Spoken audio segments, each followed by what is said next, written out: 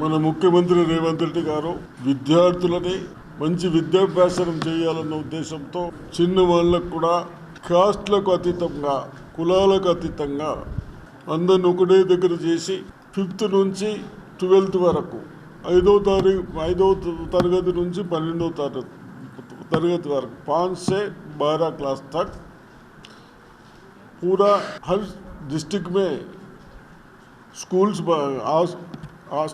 School कम hostel बना रहे। ये पूरा all cast SC BC ST minority सब एक जगह अपने बच्चे पढ़ना सब मिलकर रहने का है। उस वास्ते एक कैपेसिटी 2500 पढ़ने के वास्ते చదువుకోవడానికి క్లాస్ రూమ్లు అదే విధంగా ఉండటానికి కూడా 2500 మెంబర్స్కు 2500 మందికి ఉండటానికి కూడా సౌకర్యాలు కల్పిస్తూ ఉన్నాం। ఇవన్నీ చేసిన తర్వాత ఉపాధ్యాయులకు కూడా టీచర్లకు కూడా లెక్చరర్స్కి కూడా వాళ్ళక్కడ ఇక్కడ ఉండటానికి సౌకర్యాలు చేస్తూ ఉన్నాను। దీన్ని 1-2 కాదు, తెలంగాణ బంగారు తెలంగాణ అని చెప్పిన వాళ్ళు ఏమి చేయక మన పైన బాకీలు పెట్టినా పనికిరాని ప్రాజెక్టు చేసి అవన్నీ చేసినా మళ్ళీ మన ముఖ్యమంత్రి గారు ఒక్కొక్క స్కూల్కు హాస్టల్కు 200 కోట్లతో 20 ఎకర్స్లో కేవలం ఎడ్యుకేషన్ కాదు, నేను చిన్నగా ఉన్నప్పుడు చూసేవాళ్ళం చదువుతో సహా హెల్త్ బాగుండాలి, విద్యార్థులు బాగుండాలి అని స్పోర్ట్స్ గేమ్స్ ఆడిపిస్తూ ఉంటారు। ఆ గేమ్స్ కూడా ప్లేస్ వదులుతూ ఉన్నాం। కాబట్టి తప్పనిసరిగా మరి ఈఎన్సీ గారు గణపతి రెడ్డి గారు బాగా ఎక్స్పీరియన్స్ పర్సన్, చాలా అనుభవం ఉన్న పర్సన్ని దీనికి రెస్పాన్సిబుల్ చేశారు ముఖ్యమంత్రి గారు। అదేవిధంగా ఈ స్కూల్స్ కొంత స్పీడప్ చేయడానికి నాకు కూడా స్టేట్ అంతా చూడమని చెప్పడం జరిగింది। మరి దాంట్లో భాగమే ఈరోజు మన బోధనలో ఇది ఎంత మంచి ప్లేస్ అంటే మధుబలంచా స్కూల్ షుగర్ ఫ్యాక్టరీ తరఫు నుంచి నడిపించారు। స్కూలు కాలేజీలు చదువుకున్న వాళ్ళు మంచి జాబ్స్ చేస్తూ ఉన్నారు। కాబట్టి అటువంటి ప్లేసుల్లో మనం కట్టాలన్న ఉద్దేశంతో కొద్దిగా లేట్ అయినా మరి ఈరోజు ప్లాన్ ఫైనల్ చేయడానికి ఈఎన్సీ గారు, కన్సల్ట్ ఇంజనీర్స్, మన జేసీ గారు, ఆర్డీఓ గారు అందరు వచ్చారు। తప్పనిసరిగా 1.5 ఇయర్లో కంప్లీట్ చేసి ఇప్పుడు వచ్చారు। మాకు హాస్టల్కు ప్లేసులు వేస్తారు, కష్టమవుతున్నది, వాళ్ళందరికీ ఒక దగ్గర అకామిడేషన్ చేస్తారు। ప్లస్ అదేవిధంగా బోధనలో ఎక్కడైనా కానీ గర్ల్స్ ఎక్కువ చదువుతున్నారు, ఆడపిల్లలు ఎక్కువ చదువుతూ ఉన్నారు। కాబట్టి నేను చెప్పాను, నేను బోధనలో ఫస్ట్ ప్రియారిటీ నేను చదువుకునేటోళ్ళకి ఇస్తాను। ఎవరు చదువుతున్నారు? ఆడపిల్లలు ఎక్కువ చదువుతున్నారు। కాబట్టి దీన్ని లేడీస్కి ఇస్తున్నాము, గర్ల్స్కి ఇస్తున్నాము। औरतों बच्चों को दे रहे బోధన్ స్కూల్, ఇది యంగ్ ఇండియా స్కూల్ గర్ల్స్కి ఇచ్చేస్తున్నాం 1.5 ఇయర్లో। ఆల్ హాస్టల్స్ ఆల్ ఎడ్యుకేషన్ ఇక్కడ షిఫ్ట్ అయ్యి 1.5 ఇయర్లో కంప్లీట్ చేస్తాం। తప్పనిసరిగా మరి కాంట్రాక్టర్లు కానీ ఇక్కడ ప్రజాప్రతినిధులు కానీ ఆఫీసర్లు కానీ ఈ స్కూలు మన స్కూలు ఎక్కడ కూడా ఎవ్వరు కూడా ఇబ్బంది పెట్టద్దు। ఇబ్బంది పెడితే తప్పనిసరిగా వాళ్ళ మీద యాక్షన్ తీసుకోమని చెప్పడం జరుగుతూ ఉంది। కాబట్టి అవన్నీ చేస్తూ నాకు కూడా కాంట్రాక్టర్లు మరి ఈఎన్సీ గారు చెప్తూ ఉన్నారు 1.5 ఇయర్లో కంప్లీట్ చేస్తామని చెప్తూ ఉన్నారు। కాబట్టి నాకు నమ్మకం ఉంది, దాన్ని కూడా నేను కూడా చూస్తూ ఉన్నాను। కాబట్టి 1.5 ఇయర్లో కంప్లీట్ చేసి మన పిల్లలకు సౌకర్యాలు చేద్దాం। అదేవిధంగా ఈఎన్సీ గారు డీటెయిల్ చెప్తారు। అది ఒకసారి మల్కాపూర్ గుండారం దగ్గర మల్కాపూర్ కలెక్టర్ గారు, ఆర్డీఓ గారు, మా డిపార్ట్మెంట్, రాష్ట్ర ప్రభుత్వము ప్రతిష్టాత్మకంగా చేపట్టబడిన young India integrated residential school project government ఉద్దేశం ఏంటంటే ప్రతి కాన్స్టిట్యున్సీకి ఒక స్కూలు దాదాపు 200 కోట్లతో నిర్మించి ఇప్పటి వరకు ఈ గురుకులాల స్కూల్స్ అనేవి చాలా శాంక్షన్ చేశాము. అయితే ఎస్సీలకు వేరే, ఎస్టీలకు వేరే, బీసీలకు వేరే, మైనారిటీలకు వేరే అట్లా విడివిడిగా శాంక్షన్ చేసి అండ్ 60-70% స్కూల్స్ ఇంకా అద్దె భవనాలలో ఉంటున్నారు అరకొర వసతులతో. పర్టికులర్గా గర్ల్స్ చాలా ఇబ్బందులు పడుతూ ఉన్నారు. ఇవన్నీ గమనించిన ప్రభుత్వము ఈ అనామలీని మనము తీసేయాలనే ఉద్దేశంతో అందరినీ ఒకే చోట పెట్టి చదువు చెప్పడం బాగుంటుందని ఉద్దేశంతో ఇంటిగ్రేటెడ్ స్కూల్స్ అని, ఇంటిగ్రేటెడ్ రెసిడెన్షియల్ స్కూల్స్ అని శాంక్షన్ చేసి మొత్తము ఈచ్ స్కూల్లో దాదాపు 2560 మంది స్టూడెంట్స్ చదువుకుంటారు. దాదాపు 5.5 లక్షల స్క్వేర్ ఫీట్ బిల్డింగ్ కన్స్ట్రక్షన్ చేస్తాము.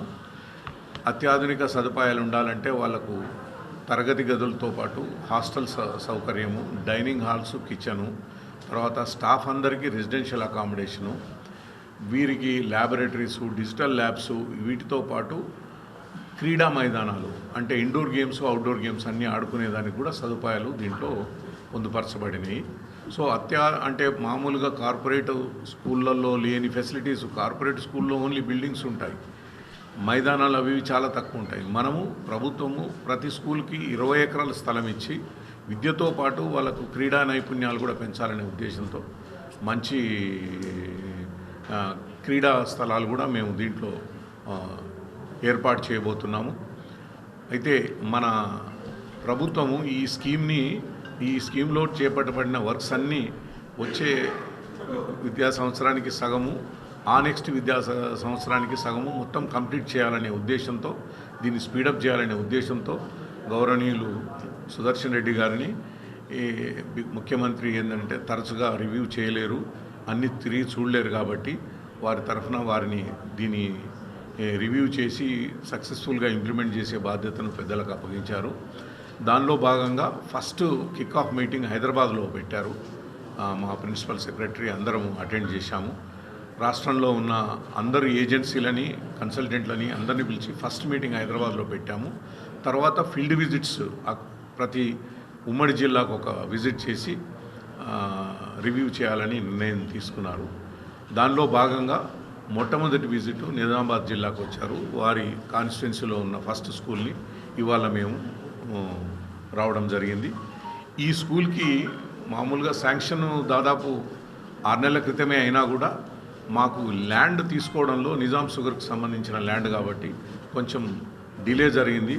వారు పెద్దలే చొరవ తీసుకొని ఇండస్ట్రీస్ డిపార్ట్మెంట్తో, ముఖ్యమంత్రి గారితో క్యాబినెట్ మీటింగ్లో మాట్లాడి దాన్ని ఇమ్మీడియట్గా మాకు విద్యాశాఖకి అలీనేట్ చేసేదానికి ప్రయత్నించి మాకు ఈ ల్యాండ్ని ఇచ్చారు.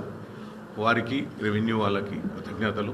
ఈ ల్యాండ్ అయితే మేము మా ఏజెన్సీ రెడీగా ఉన్నాడు, అంతా మొబిలైజేషన్ చేసుకొని రెడీగా ఉన్నాడు. తప్పకుండా మేము ఇప్పటి నుంచి 1.5 ఇయర్స్లో 100% ఈ స్కూల్ని కంప్లీట్ చేసి బోధనలో చదువుకున్న విద్యార్థులందరికీ దీన్ని అందుబాటులోకి తీసుకొస్తామని ప్రామిస్ చేస్తాము. శాంక్షన్ చేశారు. రాష్ట్ర వ్యాప్తంగా 85 స్కూల్స్కి గాను 77 స్కూల్స్కి మాకు టెండర్ ప్రక్రియ పూర్తయింది. దాంట్లో 64 స్కూల్స్ వర్క్స్ మొదలైనాయి. 77 స్కూల్స్లో ఇంకా 8 స్కూల్స్కి మేము టెండర్ ప్రాసెస్ చేస్తున్నాము. ఒక 2-3 సైట్ ఇబ్బందులు ఉన్నాయి. అవి తప్ప మిగతా అన్ని టెండర్స్ చేశాము, పనులు కూడా మొదలైనాయి. అంటే మనకు 1.5 ఇయర్స్ ఇచ్చారు. అంటే వచ్చే అకాడమిక్ ఇయర్కి ఒక 20 స్కూల్స్ చేస్తాం, వచ్చే జూన్కి ఒక 20 స్కూల్స్ చేస్తాం.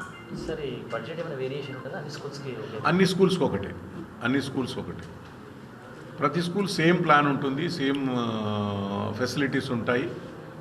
ఏదన్నా 1.5 కోట కొన్ని చోట్ల, ఇప్పుడు ఫర్ ఇన్స్టెన్స్ ఇప్పుడు మన దగ్గర పవర్ సప్లై లైన్స్ కొన్ని చోట్ల దూరం నుంచి పవర్ సప్లై తెచ్చుకోవాలా, లేకపోతే పవర్ లైన్స్ని షిఫ్ట్ చేయాలా, లేకపోతే కొన్ని చోట్ల ఫౌండేషన్స్లో బాగా రాక్ వస్తుంది, అక్కడ కొద్దిగా ఎక్కువ డబ్బు ఖర్చు అవుతుంది. అట్లా 1 or 2 crores అటు ఇటు అవుతుంది తప్ప అదర్వైజ్ అన్నింటికీ ఒకటే కాస్ట్. 2560 మంది విద్యార్థులు, దాదాపు 80 మంది టీచర్లు ఉంటారు ఒక స్కూల్లో. టీచర్లు ఉండడానికి కూడా అకామిడేషన్ ఉంది. అండ్ డైనింగ్ హాల్ వచ్చేసి ఒకసారి 1250-1300 మంది ఒకేసారి భోజనం చేయొచ్చు, అంత పెద్ద డైనింగ్ హాల్ ఉంటుంది ఒకేసారి. అంటే 2 షిఫ్ట్లలో తినొచ్చు, అంటే వస్తుంటారు పోతుంటారు కదా, అట్లా. అది పెద్దది, చాలా పెద్ద ఫెసిలిటీ. అంటే స్పెసిఫిక్గా చెప్పారు సార్, ఇప్పుడు బోధనలో అమ్మాయిలకి అట్లా ఏమైనా ఉందా? అంటే ప్రాతిపదిక ఏంటంటే ఇప్పుడు జరుగుతున్న స్కూల్స్ ఏవైతే శాంక్షన్ చేసి ఉన్నాయో బోధన కాన్స్టిట్యున్సీలో ఎన్ని స్కూల్స్ ఉన్నాయి, రెసిడెన్షియల్ స్కూల్స్ అద్దె భవనాలలో ఎన్ని ఉన్నాయి, దాంట్లో బాయ్స్ ఎన్ని ఉన్నాయి, గర్ల్స్ ఎన్ని ఉన్నాయి.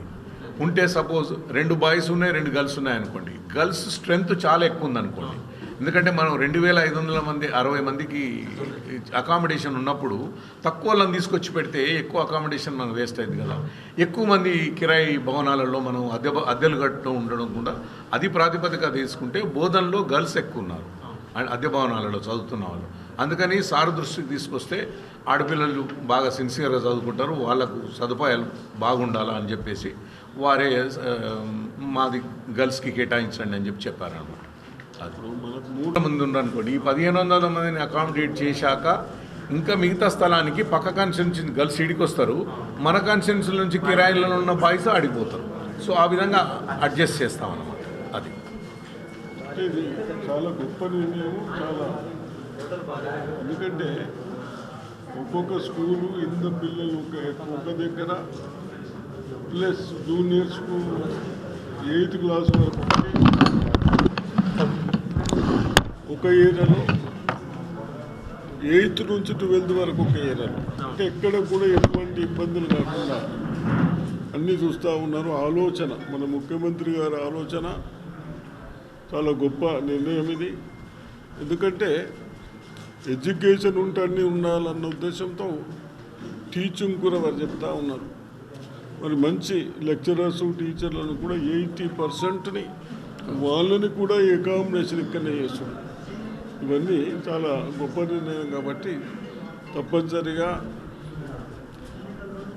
మన డిస్టిక్లో కానీ వేరే డిస్టిక్లో కానీ అయినంత మటుకు తొందరగా కంప్లీట్ చేసి మన పిల్లలకు మన విద్యార్థులకు సౌకర్యాలు చదువుకోవడానికి